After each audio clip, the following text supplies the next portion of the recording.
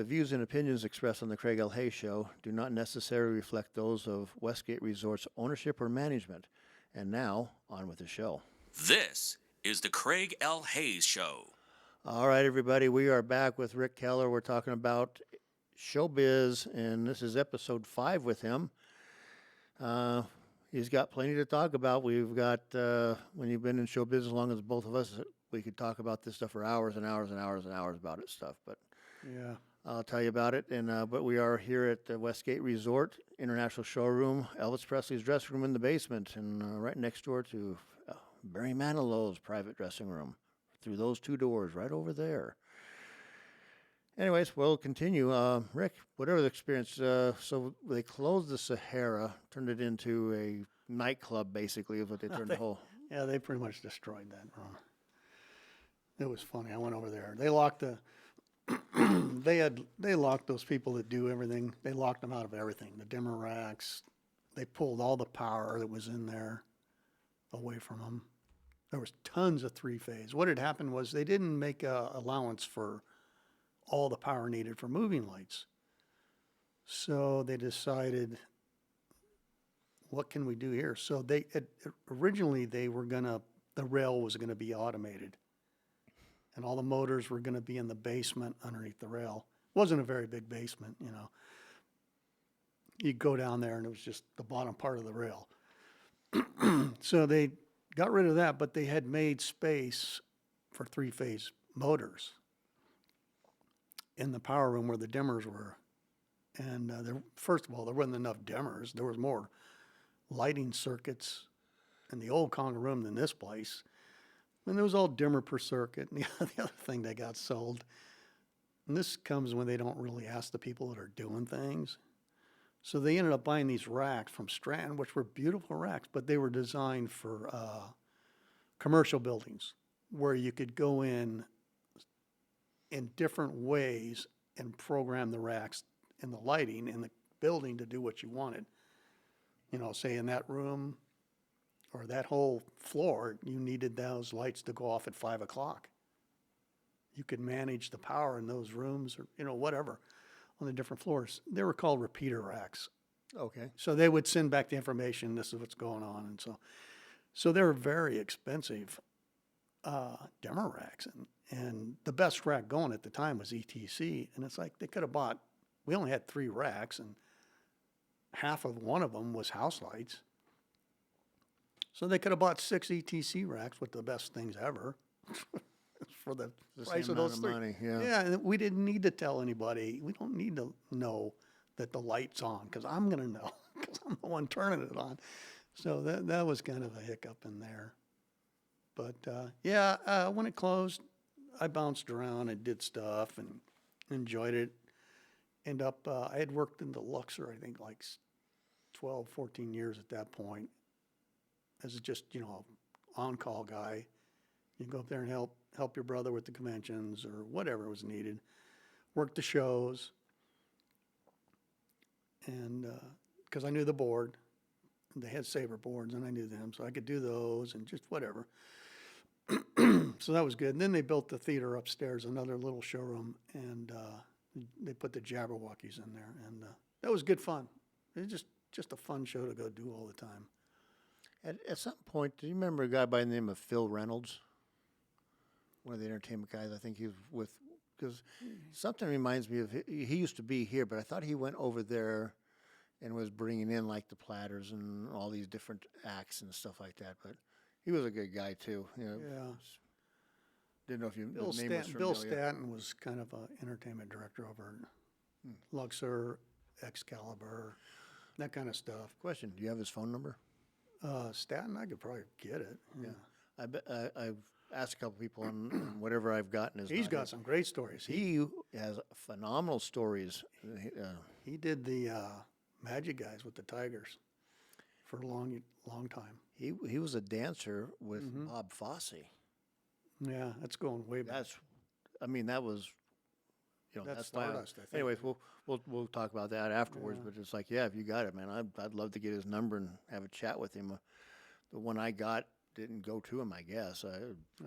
From somebody, and it's like, Yeah. that wasn't it. But anyways, But it was fun to go into other places. I ended up over here for a while, came in through the lounge, and came in here and helped Mark for a while on different things. But the problem here was the boss that was running everything, I can't remember his name, he didn't figure out that when you have relief guys or extra guys, you got to get them work. And there was so much going on in the convention hall that he could just step in and tell Encore, here's a list of guys, and I want you to ask them first. And they would have to. oh yeah, yeah, we had a facilities agreement here with that, so Yeah. our contract take precedence over everybody, including the Teamsters. We could have knocked all the Teamsters out of here and taken over booth setup and floor guard, the whole 9 yards. That's hard work, by the way. Yeah, I've done some of that. You're on your knees on the concrete. All I was asked about that, and I said, whoever wants it can take it. I don't know. I don't know who's going to want to do this stuff, because it was like, that stuff is tough. No, thank you for me. But it was fun to bounce around because I got to see some of the old rooms that I didn't really have time to see because we were working 6 and 7 nights a week. So you just never went. And we made so much money when we were doing 3 shows a night that you never went and did anything extra. I didn't felt it was my place to go do extra stuff. But if you needed money, something come up in the family, you needed money, you could go do it and work for 2 weeks or make an extra $1,000, $2,000. Yep. Great stuff. Yeah. And the acts were all good.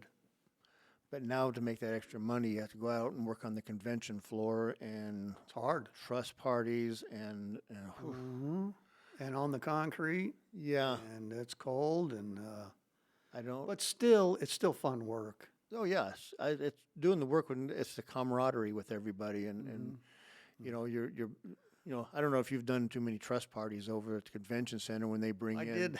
five semi trucks filled with truss that have to all be put together and laid Oh, out in the God. convention area. Oh, I my did one heavens. show over there. It was like some big group. In fact, it was the biggest booth in the whole place. And the outer truss, I think, was something like 240 feet by 120, And then in the middle, they had this whole trussing thing that was over a stage that looked like the Millennium Falcon up there. It was that big. It's gigantic.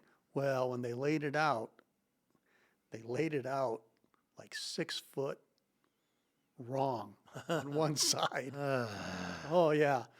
But so they took everybody off to, because they had to re-rig the center section.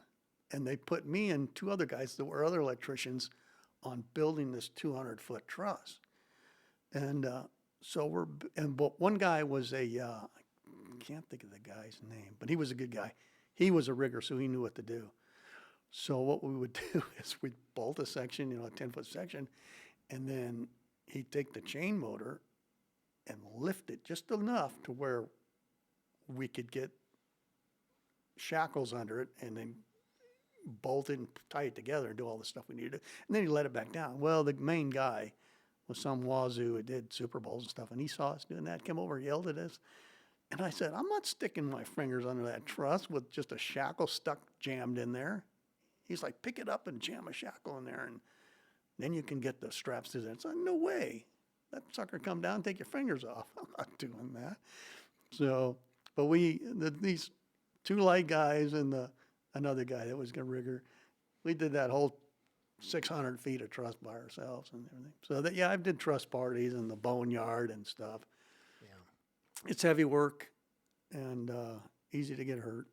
But a lot of the work throughout even here, you got to pay attention when you're up there in the light coves walking on that corrugated steel. Oh yeah, you can twist an ankle so easy up there. And the tall ladders and the torms. Yeah, everything was dangerous. Walking on a ceiling.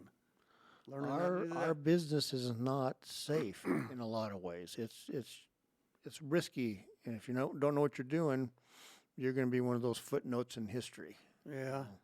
But I had a great time. Like I said, the acts, they were either on their way up or their way down. They never brought light people. The old acts that came back, they knew me, so there was never a problem there. but it was fun. Helen Reddy came in. She had divorced her husband. She was a real problem. Well, he was the problem. And so that made her mean too.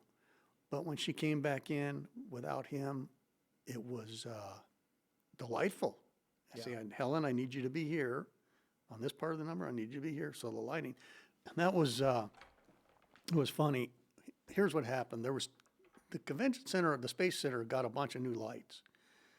And they were the first people, I think, in town to get the new Colortran 1,000-watt Lecos. Everybody had step lenses or the old Century lights. So these things were bright and, they were great lights. Well, the upstairs in this convention hall, they had maybe 40 of these things, and they were brand new, just sitting there. And they would never let Ron use them. I don't know what the deal was there. Well, when Fred came in, they let Fred have some. And Fred came in for this, Waylon and Madam was the first little production Oh show. my heavens, what a show. Oh, God, it was actually a funny show. It was the fun. I don't think I've ever laughed harder at any show I've ever seen. Yeah. He was so crazy. Ugh. That guy hated Fred. He hated Fred. Oh. But it was I ran Spotlight then. Fred was the headlight man, became the headlight man. And what a great guy. Now, we bumped heads right off the bat because I'd been running the shows for 3 months. And your dad brought him in. And thank God, because I learned so much from Fred. I mean, I learned a lot from my dad and Joe, but Fred taught me what really life was like, and you better get your shit together, So, No, that's but he liked to kill me, Fred, at first, I think. But I learned a lot about life with Fred and how you went about things, and he was good. He was good to work with, good boss. But yeah. It was funny stuff. So one of the shows we get with Fred, and so finally they give Fred some of these lights. And so we got, I think, 6 of them. And we had our center specials. So we took those old Steplins, 750s out of there, if they were even that. I think there were 500s. And we put those in and turn them on, and oh my God, were they bright.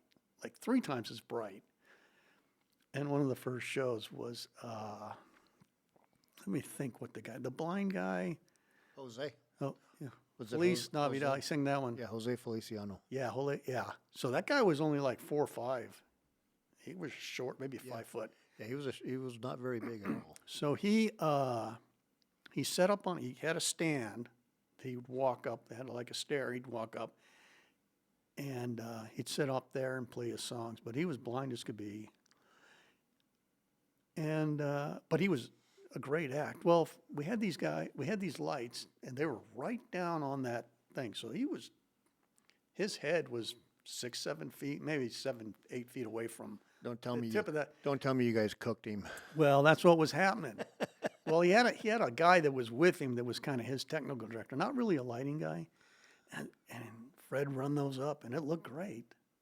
But he started rubbing his head with his arm. And I said, Fred, I think you're burning them up. You're cooking them. And the guy goes, oh, no, but it looks so good. It looks so good. And now he's sweating and he's wearing black. And I said, this guy is sweating. I go, Fred, you're going to have to turn them down, And Fred started to turn them down. The guy goes, no, turn them up. I like it. But man, you could tell where he was being cooked. So finally, a girl, and this was a singer girl, and they just put this show together. She was going to come up and hand him a towel, but she didn't know what to do because he can't see her. So she thought she'd go up and touch his arm and stuff like that. So he's sweating like mad. He's rubbing his head, and the girl goes up there with the towel and puts the towel on his arm, or her hand on his arm, but she's got the towel right next to his face. And he turns his face real hard, and the towel pops his eye out. Is right. Oh my God. Oh my heavens. Yeah. So Showbiz. And so now I'm running Spotlight, and I grab the binoculars, and we're looking. Now we're all laughing because I said, Fred, he popped his eye out for sure because he's got that eye closed. And he took the towel and kind of pat himself, but he's got that eye closed, and he does like 2 more songs. And the whole joke was, did it roll up to the bandstand? Or no, it's in a drink. It rolled down into the girl's drink. Yeah. But I've seen, several things like that. There were fires. One time we didn't have many park hands. I think I got at the time 14 of them. And then I got the hotel to buy some more.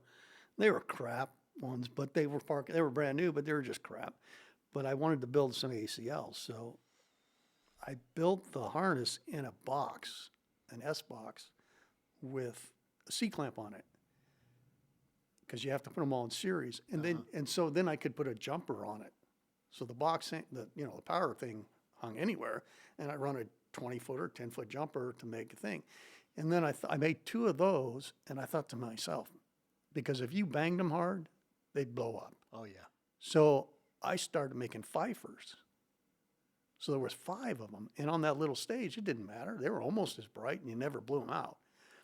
So we one time, we took them down, and Fred had built a floor stand, and we made a big sun fan behind the band on the floor that shot up like a fan, like sunshine. Mm-hmm. And there was a drummer there that had a big, tall afro. And that sunshine's going, and that girl's out there singing, and I'm looking down there, and I go, Fred, the drummer's hair is smoking. Oh, man, he never felt it, but, man, the crowd was laughing because now they could see it, and it was just smoking. And Yeah. you could do some dangerous stuff with lights, set ferns on fire, and, God, they had I forget who the guy was in the convention hall. And sometimes they wouldn't think to call the people that ran the lounge. And so somebody had some little presentation, and just do it in the Casbar Lounge, So he went down there, and he opened the curtain, opened the door, got the microphone stand on there, so they could do their deal. But the thing was, you can never open that curtain without shutting the curtain warmers off, and he didn't. And in about 3 hours, that curtain burst into flames. And at the time, they put me in the lounge for a couple months. Boy, you learned a lot in lounges, too. Yeah. You did the Mint. So I did the Mint for 3 years. Yeah. And you're it. You it. do the lights, you do the sound, you follow spots. So if you're out front, you're doing all 3 jobs every night, during the show. And plus, then if something was on stage and messed up, you had to go and fix it on stage. You had one act, you do a couple acts a night, and each would do 45 minutes. Then the next act would come on 15 minutes later. And so in that 15 minutes, you'd run up there, repatch, everything, get ready to go, and go back out front. And the band would start playing, hit the curtain, let's go. Yeah. Doing another one. Let's go. You learned a lot. Yeah, and that's what it is. Lounges are probably the best teachers in so many ways for that stuff, because you're it. There's nobody, you don't have 4 or 5 guys that can all get together. No, you're it, man. That's it. Yeah. You better make it happen. And you got to make it happen. That was the thing. You had to make it happen. Yep.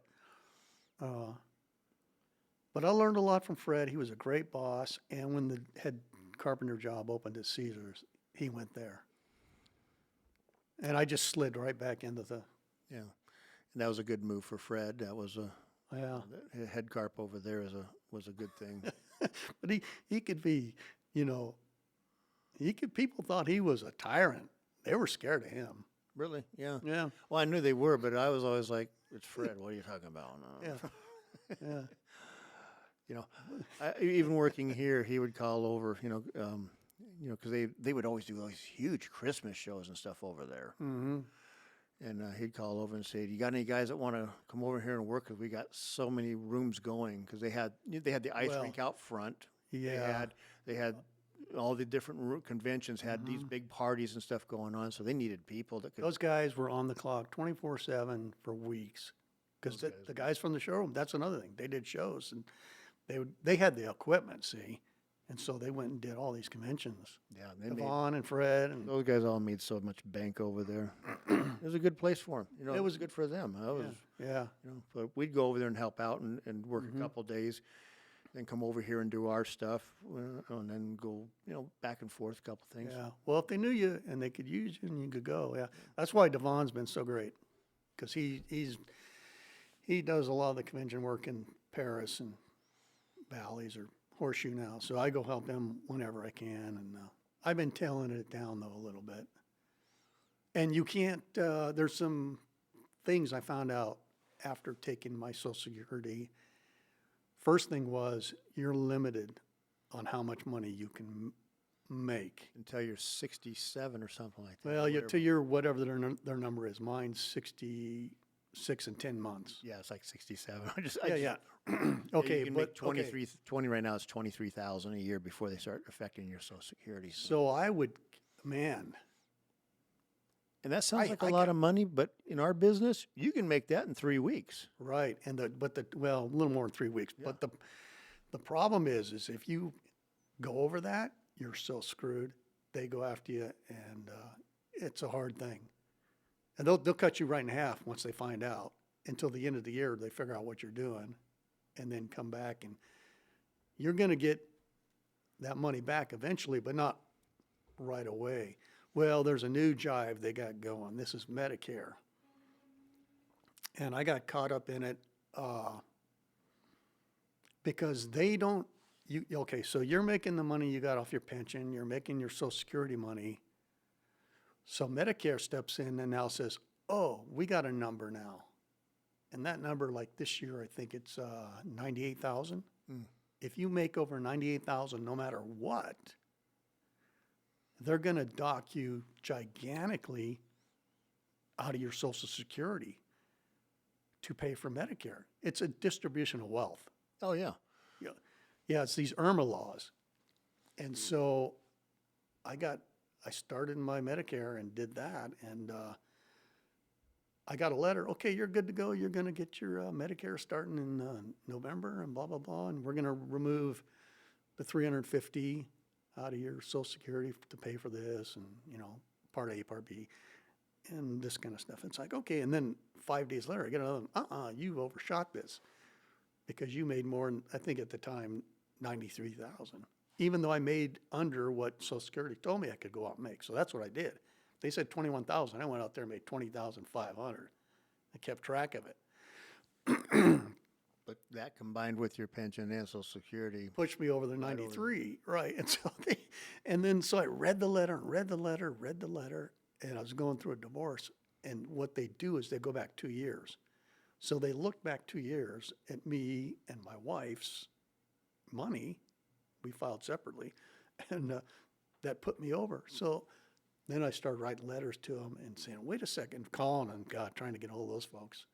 That's not fun. And it turns out the year before, I didn't even make 93. So I said, the whole year before, I didn't make this, so I shouldn't be docked like this. So it was a whole thing to do, and finally they fixed it. But people retired, they can get so screwed. They maybe have 2 homes, and they sell one of them, taking the money, and then going traveling. No, they're going to get the next year. You get smacked for that. Yep. I'm trying to solve that by not working. Yeah, yeah. But This year it's 93. Next year it goes to 103, I think. Yeah, I have to look at between the wife and I what we do, because it's, when we get there, because between my pension, her pension, she was a teacher in a school district. So yeah, these are the things you got to do, guys, when you get into that. God, we got off track there, but yeah, but these things are part of it. but when we were young and working, the money was there to be made. Yeah. If you wanted to go out and do it and you were willing, you could go out and make it. But I had such a good time. I was so lucky. All these big acts came in. They didn't bring anybody. I lit the shows. One year, we're doing some kind of cowboy shows, whatever, for the rodeo. And the hotel was getting tired of that. So they asked one of the secretaries, or they were complaining about it up in the boss's, rooms and stuff. And she goes, well, I know a group that's really good. We should sign them for next year. And this was in December. For next year, we should sign them. And they go, okay, well, when we get back over Christmas, see what you can do and put it together. So January, first 2 weeks of January, she starts calling these guys, and she gets them signed for like nothing for next Christmas for the rodeo. So I think it was something like $30,000 to do 2 weeks of shows, one show a night, something crazy. Not a lot of money. Maybe it was 60. Maybe it was 30 a week. That's cheap. Yeah. Yeah. So by the time that they sent the stuff, they signed it all, brought it back. Between that time and December, the next rodeo, they had 3 number ones in their first album. It was Brooks and Dunn. Yeah. Those guys are so much fun to They work. were. They come in. They didn't bring a light guy or nothing, man. So they said, "Oh, you just do it," and it was so much fun. Those were some of those shows. Even though you could be behind by opening the window and doing the show with the window open, because the sound takes longer time to get there. So you're just a little bit behind. So I could do that, but I'd turn my speaker up so I'm getting pretty instant, and I could keep up with them. It was all manual stuff. So shows like that were so fun. They were all good guys. Casey and the Sunshine Band was so fun. Another show you could open the window and just party and enjoy it. Well, we're almost at the end here. Unless you wanted to do another one, or if you want to call this one good, we can call it We good. can call it good, but Anything man, I want to say in the next minute or two, or anything else? we were lucky. We were. We had the best jobs in town. Yeah. We only had to be here at night. We had the whole day to spend with our families and kids or whatever. You know, you did show changes, and those were rough. Yep. Those would take 24 hours or whatever, but we were just lucky and fun stuff. Yep. We had some great times, and Mostly good people. The acts were just good, honest people and professional. I can't think of any really bad ones. You know, you always have some guys with the road crews got some attitudes, but you know, for the most part, most of the acts I enjoyed almost every act. There's a couple I didn't really care for, but you know, I really don't talk about those guys. But it was just why give them anything? Yeah.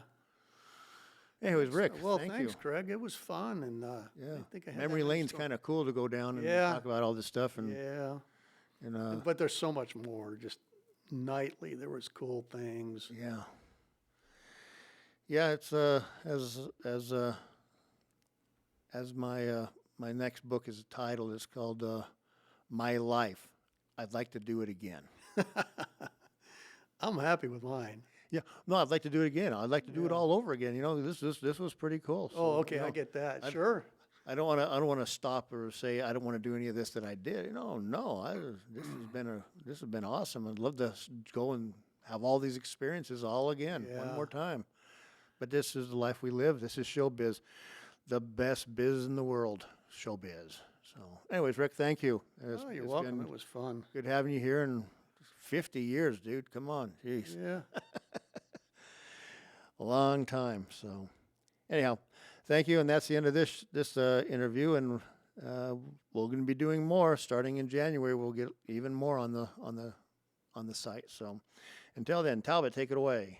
This is the Craig L. Hayes Show.